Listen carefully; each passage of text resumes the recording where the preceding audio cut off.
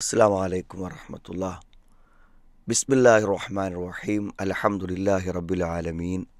വസല്ലല്ലാഹു അലാ മുഹമ്മദിൻ വഅലാ ആലിഹി വസ്വഹാബിഹി അജ്മഈൻ. അമ്മാ ബഅദ്.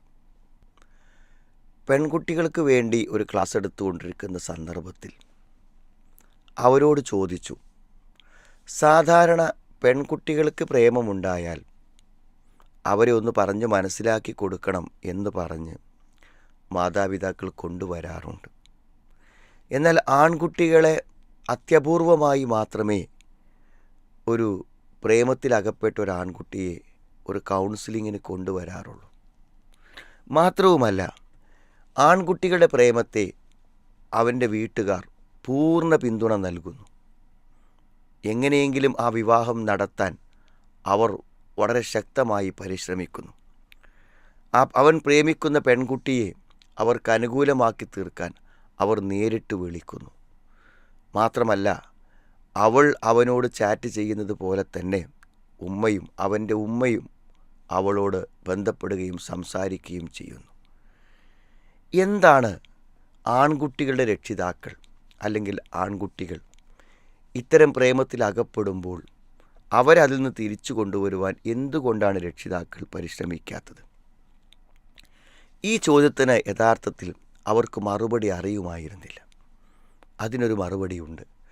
ഒരുപക്ഷെ അത് മനസ്സിലാക്കുന്ന ഒരു പെൺകുട്ടിയും അവിഹിതമായ ബന്ധത്തിലൂടെ, പ്രേമത്തിലൂടെ ഒരു വിവാഹത്തിലേക്ക് പ്രവേശിക്കുകയില്ലെന്നാണ് നാം വിചാരിക്കുന്നത്.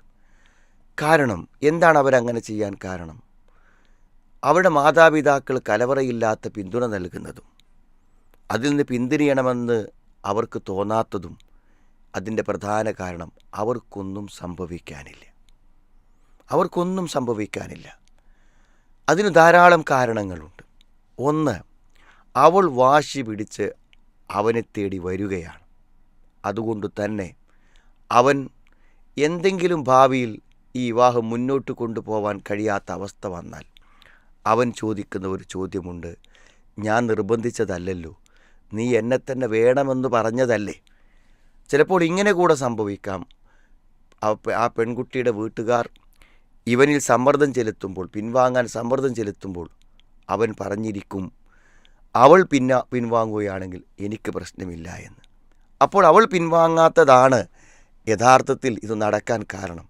അതുകൊണ്ട് നീ വാശി പിടിച്ചു വന്നതാണ്, നിനക്ക് വേണമെങ്കിൽ ഇവിടെ നിൽക്കാം, വേണ്ടെങ്കിൽ നിനക്ക് പോകാം എന്ന് പറയും. മാത്രമല്ല, ഒരു വിവാഹം മോചനത്തിൽ കലാശിക്കുമ്പോൾ പലപ്പോഴും അതിൻ്റെ പരിക്കുകൾ വരുന്നത് പെൺകുട്ടിക്കാണ്.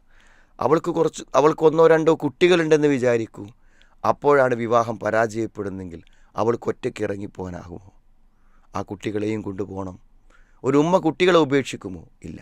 അതോടുകൂടെ അവൻ്റെ എല്ലാ ഉത്തരവാദിത്വവും അവന് തീർന്നു. യഥാർത്ഥത്തിൽ തീരുന്നില്ല. മക്കൾ ഏതു കാലവും അവൻ്റെ മക്കളാണ്, അവൻ നോക്കേണ്ടതുണ്ട്. പക്ഷേ പലപ്പോഴും ആ പെൺകുട്ടികളുടെ ഭാരമായി, ഉത്തരവാദിത്തമായി അത് മാറുന്നു. പിന്നീടുണ്ടാകുന്ന ജീവിത പ്രയാസങ്ങൾക്കെല്ലാം അവൾ അനുഭവിക്കേണ്ടി വന്നു, അവൾ സഹിക്കേണ്ടി വരുന്നു. ഈ പുരുഷൻ ഒരു നിലക്കും അതിൽ ഉത്തരവാദിത്തം കാണിക്കുന്നില്ല എന്നാണ്. എന്നാൽ ഇവിടെ ഒരു മറുവശമുണ്ട്. അത് ഇത്തരം ആൺകുട്ടികളുടെ മാതാപിതാക്കൾ അറിയേണ്ട കാര്യമാണ്. ഒരുപക്ഷെ നിങ്ങളുടെ മകൻ ഈ വിവാഹം പരാജയപ്പെട്ടാൽ വേറെ വിവാഹമാകാം, അവൻ്റെ വാശിയല്ലേ, നടക്കട്ടെ എന്നൊക്കെയാണ് നിങ്ങൾ തീരുമാനിക്കുന്നതെങ്കിൽ നിങ്ങൾ മനസ്സിലാക്കണം, നിങ്ങളുടെ മക്കളെ സംബന്ധിച്ചിടത്തോളം ഇതിൽ വളരെ വലിയ ബുദ്ധിമുട്ടുകളും പ്രയാസങ്ങളും നിങ്ങൾക്ക് വരാനുണ്ട്. അതെന്താണെന്ന് ചോദിച്ചാൽ, വിവാഹത്തിൻ്റെ പരാജയം എന്ന് പറയുന്നത് നിങ്ങളുടെ മകൻ്റെ ജീവിതത്തിലെ ഏറ്റവും വലിയ പരാജയമാണ്. കാരണം ഒരു ഭാര്യയിലൂടെയാണ് ഒരു ജീവിതം മുന്നോട്ട് പോകുന്നത്. നമുക്ക് പ്രത്യേകിച്ച് വീട്ടിലൊന്നും ചെയ്യാൻ സാധ്യമല്ല. വീട്ടിൻ്റെ പ്രശ്നങ്ങളിൽ നമ്മൾ ഇടപെടുന്നു, വേണ്ട പരിഹാരങ്ങൾ ഉണ്ടാക്കി കൊടുക്കുന്നു, സാമ്പത്തികമായി നമ്മൾ സഹായിക്കുന്നു. ഇങ്ങനെയൊക്കെ നമ്മളെ കൊണ്ടാകുമെങ്കിലും വീട്ടിലുള്ള കാര്യങ്ങളിൽ A to Z എല്ലാ കാര്യങ്ങളും ഒരു പെൺകുട്ടിയാണ് നിയന്ത്രിക്കുന്നത്. അതുകൊണ്ട് തന്നെ അവൾക്ക് അതിനുള്ള മതബോധവും അതിനുള്ള പക്വതയും വിവരവും എല്ലാം ഇല്ലെങ്കിൽ അവൻ്റെ ജീവിതം അവനൊരിക്കലും മുന്നോട്ട് കൊണ്ടുപോകാനാവില്ല. നിരന്തരമായി കുടുംബ വഴക്കുകളും പ്രശ്നങ്ങളും കൊണ്ട് തകർന്നു പോകുക യഥാർത്ഥത്തിൽ പുരുഷന്മാർ തന്നെയാണ്. അതുകൊണ്ട് അവനൊന്നും വരാനില്ലെന്ന് ഒരിക്കലും നിങ്ങൾ വിചാരിക്കരുത്.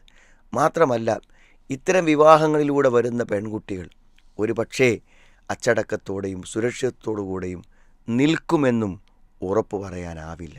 സ്വന്തം മാതാപിതാക്കളുടെ നിയന്ത്രണങ്ങൾക്കും അവരുടെ നിർദ്ദേശങ്ങൾക്കും വഴങ്ങാത്തവർ ഭർത്താവിൻ്റെ നിർദ്ദേശങ്ങൾക്ക് വഴങ്ങുമെന്ന് എന്തടിസ്ഥാനത്തിലാണ് നമ്മൾ വിചാരിക്കുന്നത്?